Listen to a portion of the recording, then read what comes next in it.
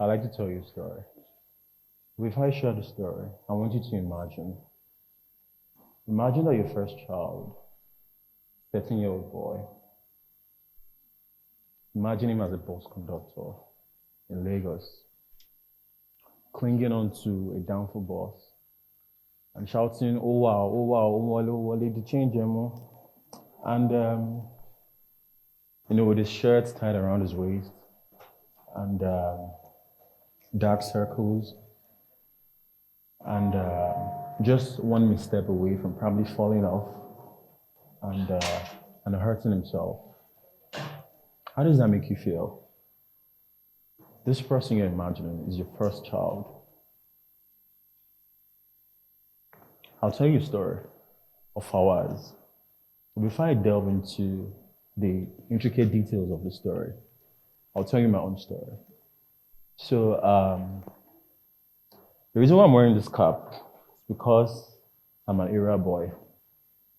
And I know the word area boy is a derogatory term, but recently we did something and we owned the narrative and changed its meaning in a way that inspired the world. So I grew up in Ikorodu, Salodo. Is anyone here from Ikorodu? Shout out to you. So I grew up in Salodo, Ikorodu, and I grew up in a very difficult place, right? We grew up in poverty, right? But it's not news, right? We grew up in poverty and it was really bad. But something happened at a point in my life where I didn't have education. So after my basic six class, I had to stay at home for 2 years because my parents just couldn't afford to pay my tuition and I couldn't just go on to secondary school. And I was home for 2 years. And something happened in that time. I would always go and play video games at one barbing salon there. They used to play Awilo then on PS1. I didn't gamble, I would just watch them. So one of these days, they brought out a small plastic chess set, and I was fascinated by the way the pieces were carved. I'd never seen a chessboard before, so I wanted to know what this thing was. And I kept asking. He said it was chess, that it's a very complex game, that he doesn't have the time to teach, but I could just watch them. So whenever his friend came around, I would watch him play. And eventually, I was able to pick up the rules of the game, understood how the pieces moved. And I was a very curious child, right? I was always asking questions, and they were just always dismissing it, like, oh, you're too young. But I wanted to know why, the man would sit down for several hours, reading a book and just almost talking to himself like a crazy person. And he kept saying, don't worry, you're too young, you get to learn later on. But I wanted to know then. And I kept pestering. And on one of these days, he showed me a tactic on the chessboard, smothered mate. And it made me understand something, right? It told me about the value of the pieces, right? And it told me about the pawns. Now, the pawn is the least valuable piece on the chessboard. It has a value of just 1 point. But then that pawn has a superpower. When it matches all the way to the final rank, it becomes a queen. The queen is the most powerful piece on the chessboard, just like a woman. They're more powerful than we guys. Some of them know that power that they have, right? I know the power they have, right? And it's that reflection, that analogy, in chess, the queen being the most powerful, the king is the most important piece because you can't lose it, the game ends. So the kings too are important, just like the guys there. So there's balance. And he told me that that pawn could become a queen, the most powerful piece. And when you have the most powerful piece, you're more likely to win the game. And that stayed with me. And I always remembered that the least valuable pawn could become the most powerful piece, the queen. And I held into that I wanted to be better than this, right? I remember in my JSS1, I couldn't really speak English because I went to a Paco primary school. So I was always the shy, reserved kid. I didn't want to share anything in the classroom because I was scared that if I said something wrong, I was going to make one grammatical blunder and everyone would start laughing. But chess gave me a different kind of confidence. And more importantly, it gave me a way to see the world beyond the confines of my environment. I wasn't just a boy from Ikorodu. I was a boy from Ikorodu who had the intellectual capacity to gain mastery of chess. And I believed that hype, that if I could be good at chess, I could become anything I wanted. I could become that pawn that would march on to become a queen. And that was my story. Chess gave me a lot of opportunities.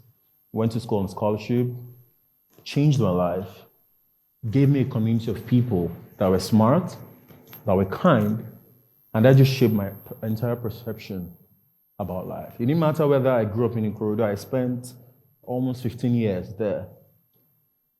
What mattered was that chess gave me a way out to see the world beyond those confines. And 4 years ago, I made the same decision to go back to that same Ikorodu, to leave the best part of myself with children like that. And I just kept doing it. I just had this crazy idea that, see, chess can change the world, right? Because chess gave me an identity. And for most of us here, some of us struggle with having our own identity, right? A lot of people on social media, they just run with their acquired personality and it becomes their identity, right? Chess gave me an identity. And it didn't matter whether I was from Ikorodu or my parents were poor or yada. What mattered was that I had intellectual capacity for chess. It didn't matter whether I had a master's degree or a PhD. Whenever I told people that I could play chess, the first perception would be, oh, you must be very intelligent.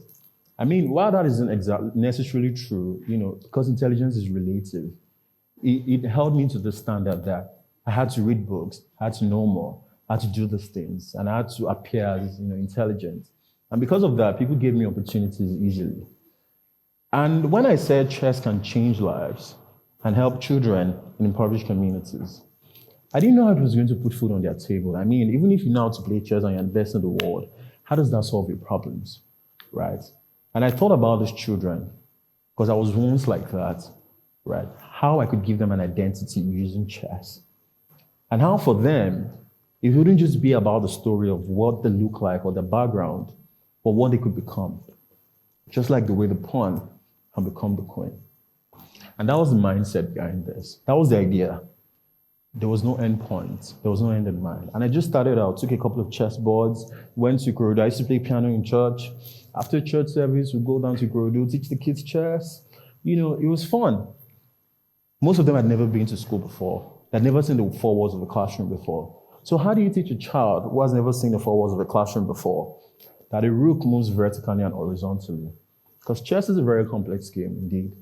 You need to use a lot of complex terminologies to explain those terms. It was hard. But then something amazing happened. In that time that we spent teaching them, what took me over a year to learn, it took this kid just a couple of months to master it. And I realized that they had amazing potential, that the world was neglected. That was my first realization. I'm supposed to talk about investing in humanity and how investing in humanity, is the greatest development for a country. Now, how do you invest in humanity for we young people, yeah?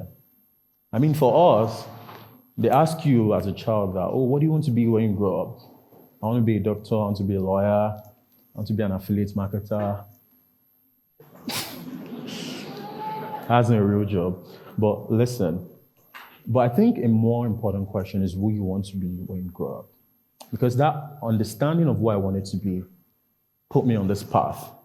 Imagine saying that as a young guy, 22 years old, when I started, that I wanted to do something for humanity. I could have done anything else, but I just wanted to do something that would benefit the lives of other children like me, to leave the best part of myself, which is the skill that I had acquired over time, and leave it with them. And that was my own contribution to investing in humanity. 4 years down the line, we just kept doing it. People saw, chess, this guy was teaching children in slums chess, and it just didn't make sense to a lot of people. I mean, chess, when you think about chess, you think about the elites, CEOs and all of that. You see Richard Branson posing with a chessboard to have that intellectual branding. He doesn't know how to play because the pieces are even arranged wrongly. But that branding that, I know how to play chess, it gives that intellectual perception. So I thought, I'll teach these kids, and I'll make sure they become damn good at it. So that when people look at them, they won't look at them and think of them as children in poverty. but as children that have capacity for so much more. And that became their identity. And I stuck with it in the first year, the second year, the third year, and nobody really understood it, right? But then something happened. We decided to do another very crazy thing, go to Oshodi Under Bridge and stage an intervention for street kids. That boy that you imagine clinging onto the downfall bus. And we said we wanted to show the world that these kids, beyond what they look like right now, that they also had capacity for something else. And we started teaching them chess, started teaching them mental math, started teaching them coding. And in 2 weeks, they were able to learn the basic rules, enough to be able to checkmate. So we organized a tournament for them. And we did the tournament, and we had champions.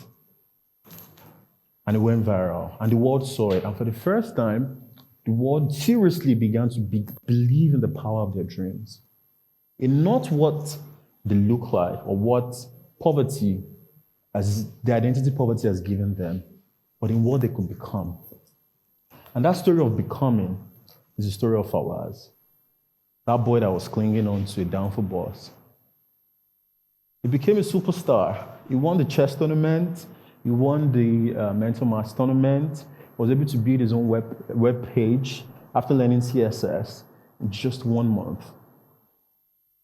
People contributed over 2 million naira for him because his new identity came to light. And that is the story of Fawaz. But there's an untold story. That is the story of several millions of children out there on the streets. Children who do not know what this future that we talk about, they don't know what it looks like. We talk about how technology is evolving and all of these things. But then, there are still millions of children in the slums that will never be a part of that reality because they don't even know the opportunities that exist with the internet. They've never used a computer before. They don't even speak an English word. So how do you also build a future that includes all of them? And this is the part where, I ask you guys, who do you want to become? For me, I know who I want to be. I want to be remembered as the guy who decided to shine spotlight in those unlikely places, in places people don't pay attention to. I want to be remembered as the guy who thought it was possible to do great things from a small place. And for you guys, it's easy to say, oh, I want to help people when I become a millionaire, when I become a billionaire, and all of these things. But then you don't even have to wait till that time comes, right? Because the true way you can invest in humanity, invest in that future that includes all of us, is by identifying where your privilege, the privilege you have right now to be in a school like this, to have the skills that you have, where that privilege intersects with another person's oppression. Because there are children who never get to be in a place like this. And I'm using my own privilege, the skills that I have, the capacity that I have through chess to make room for them so they can be a part of that future that we dream about. And when you identify where that privilege intersects with their own oppression, then you find your real opportunities to make true change, to make meaningful impact. So whatever you're building, whatever you want to become, remember that the greatest investment in the future is in humanity, is in the people that do not have a way to speak for themselves. It is entirely up to you in your different capacities to make room for them. On a final note, I'll say, there's no future worth dreaming of if it doesn't include all of us. So in fact, the only future worth dreaming of, that future of the metaverse, of blockchain technology, is one that includes all of us, including children like Fawaz. If you see a recent picture of Fawaz now, yesterday, Children's Day, he was wearing a very dapper suit. You would never have imagined that it was that boy that was clinging onto a downfall bus as a bus conductor. Because now, a new identity had been revealed because somebody invested in what it could become. And this is the story of Tunde Onakoya. It has become the story of Fawaz. And there are a lot of untold stories out there that until we identify that point where we need to invest in what it could become, there will be no future worth dreaming of. They will become a liability to that future. So The Canadian embassy came to Oshodi Bridge. Oshodi Bridge is the most dangerous ghetto in Lagos, Nigeria, where if you go, they will obtain you very quickly. It's alpha, alpha, alpha. But the Canadian embassy came there. Patrice Evra came there. Journalists from all over the world came there. And let me tell you why they came. They didn't come because it was another sad story of poor children in Africa that were suffering. Oh, they needed help. Let's come. Give them biscuits, take pictures. Oh, we impacted the lives of 10,000 children in Africa. No. You know why they came there? You know why Patrice Evra came all the way from